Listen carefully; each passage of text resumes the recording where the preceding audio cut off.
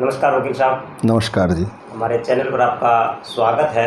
Thank you. आज हम इस वीडियो के माध्यम से आपसे कुछ सवाल भी करेंगे। इस तरीके से 3 चुनाव लोकल गवर्नमेंट के सरकार करवाने जा रही है और उन पंचायत चुनावों में जब आवेदन करते हैं तो कई तरीके की दिक्कतें उम्मीदवार को आ रही है, तो उन कौन से दस्तावेज़ों की ज़रूरत पड़ती है? देखिए, सबसे पहले तो जो लोग चुनाव लड़ना चाहते हैं वो कुछ जो ज़रूरी शर्तें हैं वो जान लें कि पहला तो चुनाव लड़ने के लिए ज़रूरी ये है कि उस व्यक्ति का वोट होना चाहिए। जिसका वोट नहीं है, बाकी चीज़ सारी योग्यताएं पूरी है, वो चुनाव नहीं लड़ सकता। नंबर 1। नंबर 2, जो चुनाव लड़ना चाहता है उसकी उम्र 21 साल होनी चाहिए। कम से कम 21 साल उम्र हो।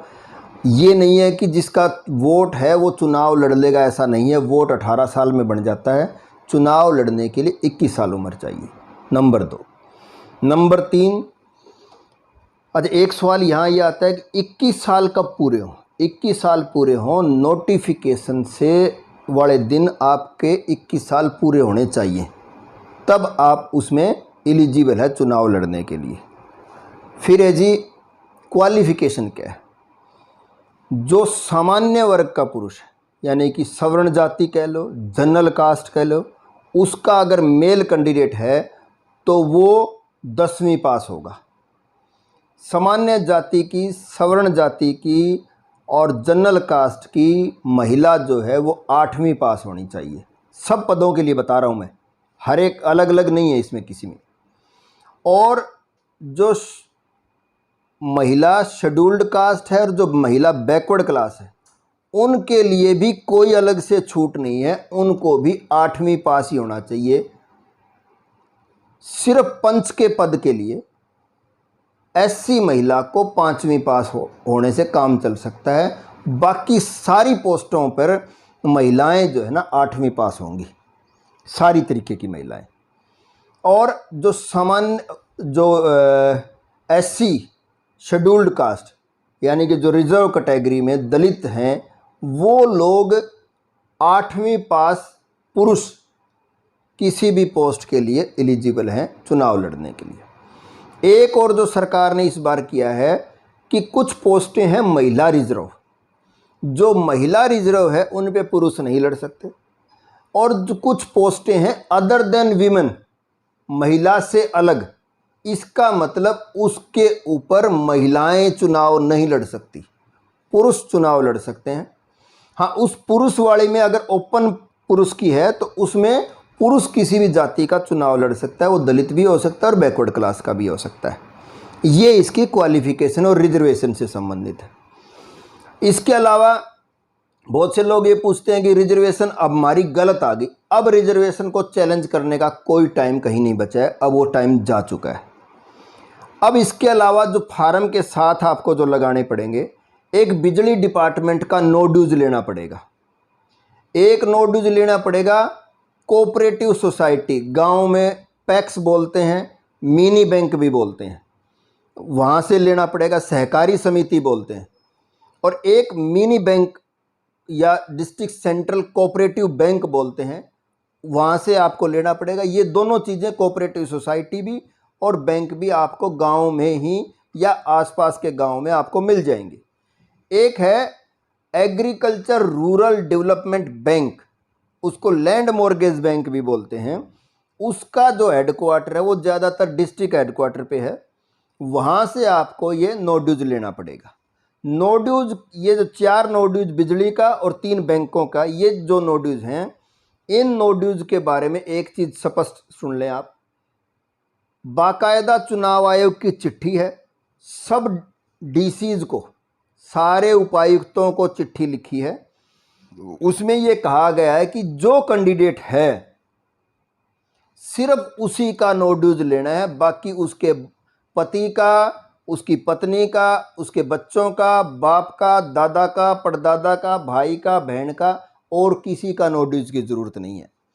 बहुत से अधिकारी कर्मचारी आपको ये कंफ्यूज करेंगे, आपको ये कहेंगे कि ना हम नो ड्यूज नहीं देंगे, सबका भरना पड़ेगा। उसका तरीका ये है कि उस अधिकारी की, उसकी कर्मचारी की शिकायत करो, डीसी के पास करो, उनके बैंक के अधिकारियों के पास करो, चुनाव आयोग के पास करो, जहां आप शिकायत करना चाहते हैं करें।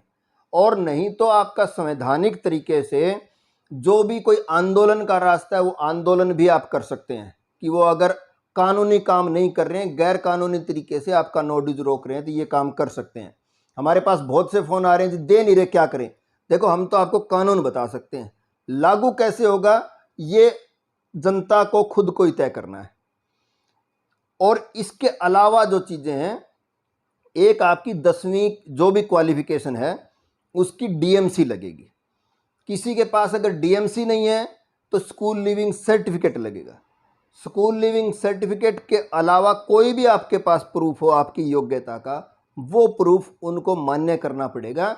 और अगर कोई मान्य नहीं करता है तो आप ये कहें कि मैंने ये फार्म दे रहा हूँ, अगर आपको कोई एतराज़ लगे तो आप इसको रिजेक्ट कर देना। रिजेक्ट का मतलब इसीलिए दिया गया है, तो कोई भी आपका फार्म लेने से मना नहीं कर सकता। आपने फार्म में कुछ भी भर रखा है, गलत सलत अच्छा माड़ा, फिर भी वो फार्म लेना पड़ेगा। एक शर्त यह है कि आपका किसी भी पंचायती ज़मीन पे कब्जा नहीं होना चाहिए। ये भी जो है कंडीशन है सिर्फ कैंडिडेट के लिए, और किसी के लिए नहीं है। एक ये है कि चूल्हा टैक्स जो गांव में पहले होता था, आजकल कई जगह नहीं है, परंतु फिर भी वो पर्ची मांग रहे हैं चूल्हा टैक्स की। इसके अलावा जो रेवेन्यू टैक्स बोलते हैं, एग्रीकल्चर का माड़ बोलते हैं गांव में, वो भी आपको नंबरदार से एक पर्ची कटवा लेनी चाहिए। इसके अलावा फार्म भरना है। फार्म भरने के लिए आपको वोटर लिस्ट जो है उसमें जो आपका क्रम संख्या है वो उसका भरा जाएगा। और फिर फार्म में 2 एफिडेविट हैं, वो फार्म का फॉर्मेट के अंदर ही है। उसमें जो जो जानकारियां हैं, बैंक की डिटेल हैं, पैन कार्ड हैं वगैरह वगैरह, ज़मीन की डिटेल है, एलआईसी की डिटेल है, जो जो उस कॉलम में डिटेल दी गई है वो डिटेल आपको भरते हुए जाना है। जिसके पास जो है, अगर किसी के पास पैन कार्ड नहीं है तो लिख दो कि मेरे पास पैन कार्ड नहीं है। अगर ऐसा नहीं है कि पैन कार्ड नहीं है तो बनवाना पड़ेगा, नो। कोई भी जो जरूरी कागजात हैं वो सिर्फ ये हैं, आपकी योग्यता का प्रमाण पत्र, 3 बैंकों के नो ड्यूज और 1 नो ड्यूज चाहिएगा आपका बिजली बोर्ड का। इसके अलावा फार्म के साथ कोई कागज नहीं लगेगा। और अगर कोई मांग रहा है तो बिल्कुल गलत मांग रहा है। कुछ लोग ये कह रहे हैं रिहायशी प्रमाण पत्र। रिहायशी प्रमाण पत्र की जरूरत नहीं है, क्योंकि जहां आपका वोट है ना, वो अपने आप में एक रिहायश का प्रमाण पत्र है।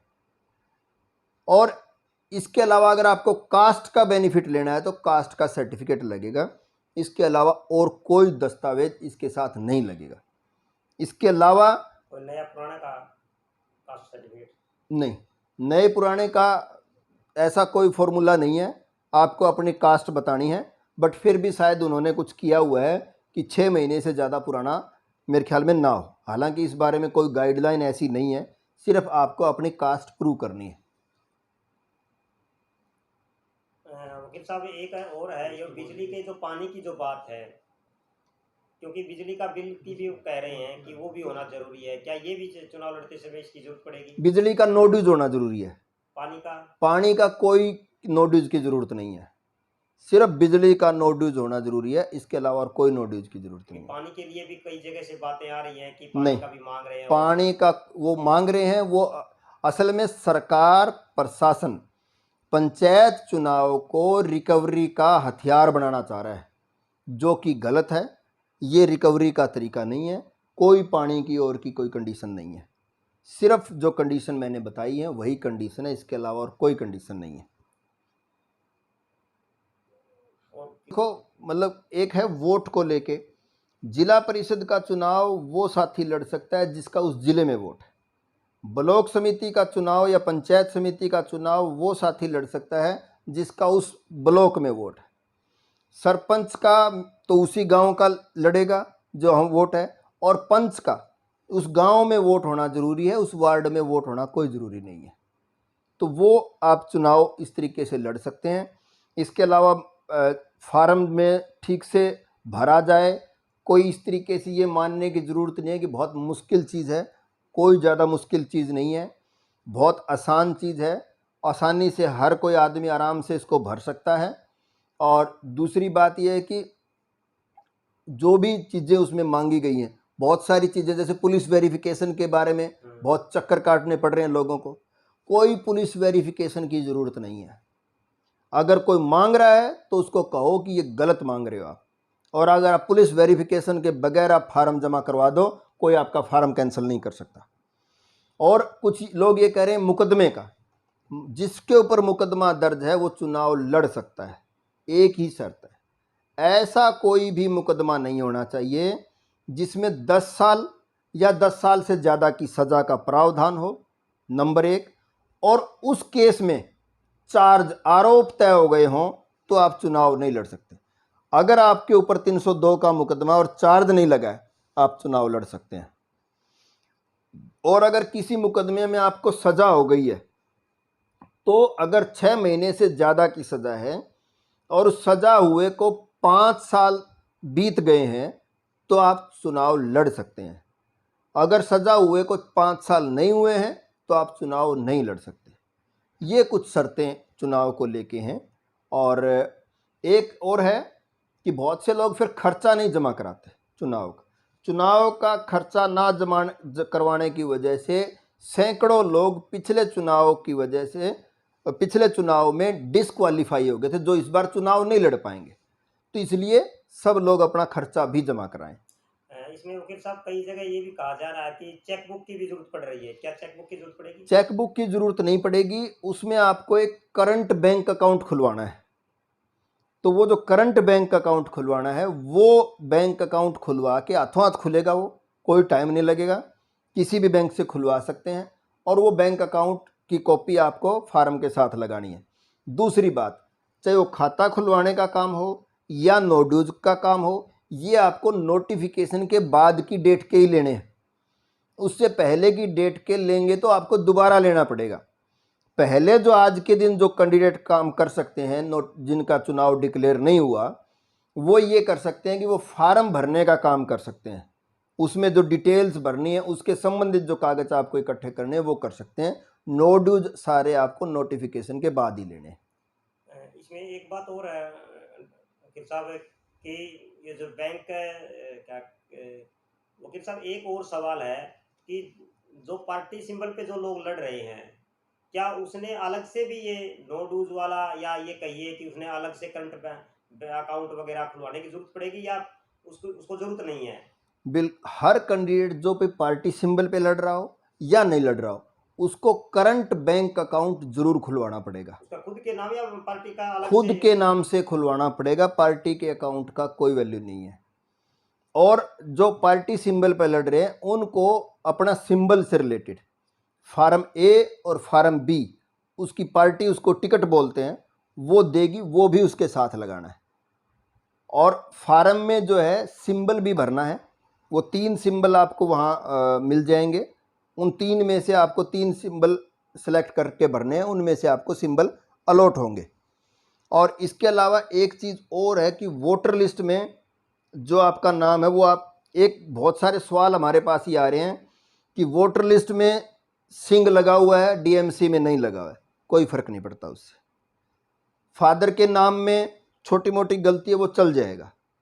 अगर कोई मेजर कोई मिस्टेक है तो फिर आपको करेक्ट करवाना पड़ेगा। अगर छोटी मोटी गलती है, कोई सिंह का, रानी का, बाला का, देवी का, कौर का, उससे कोई फ़र्क नहीं पड़ेगा। आप उर्फ में करके वो दोनों के नाम भर सकते हैं। उसमें जो डिटेल जो देनी होती है उस फार्म में, क्या वो फार्म पहले मिलेगा या उसी टाइम? नहीं, पहले भी मिल सकता है और नेट के ऊपर अवेलेबल है फार्म, अगर कोई भी देखना चाहे उसको तो कभी भी निकलवा सकते हैं? कभी भी निकलवा सकते हो। ठीक है वकील साहब, आपका बहुत बहुत धन्यवाद। हमारे चैनल पर बहुत महत्वपूर्ण जानकारी आपने दी है, और हमारे जो भी व्यूवर देख रहे हैं, हम उम्मीद करते हैं कि आप वकील साहब ने जो बहुत ही महत्वपूर्ण जानकारी हमारे बीच में दी है उससे आप संतुष्ट होंगे। फिर भी आपको ऐसा लग रहा है कि कोई ऐसा सवाल आप लोगों का है, हम फिर आपको इस यूट्यूब के माध्यम से आपको जानकारी देने की हम ज़रूर कोशिश करेंगे, ताकि आप संतुष्ट हो सके इस वीडियो से। आप लोगों का बहुत बहुत धन्यवाद।